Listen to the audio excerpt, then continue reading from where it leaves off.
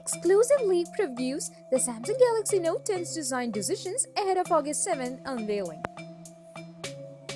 The Samsung Galaxy Note 10 is coming, and if you're not excited for it yet, then the latest leak shows that it will have the class-leading design features that will absolutely destroy Apple's upcoming greatest flagship, the iPhone 11.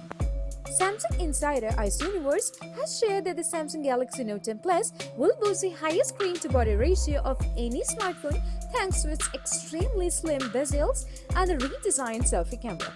Those bezels, although not uniform, makes the Apple iPhone 11's bezels look humongous in comparison.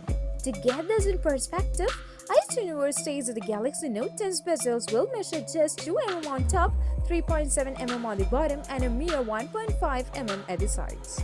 The newly redesigned centrally located front-facing camera will measure just 4.2 mm in diameter.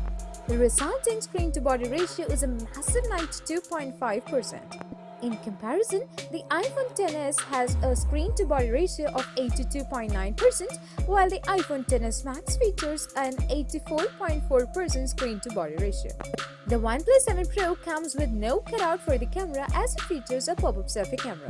The Samsung Galaxy S10 Plus comes closest to the Galaxy Note 10 with an 88.9% ratio as it features a heavily curved display.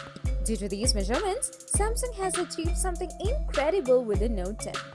As per a related report, source can confirm that all the new 45-watt charging will be there with a catch, which may tip the balance, but also that the headphone jack has definitely gone from both models and microSD is on the chopping block, not just for the standard smaller Note 10, but the 5G versions as well.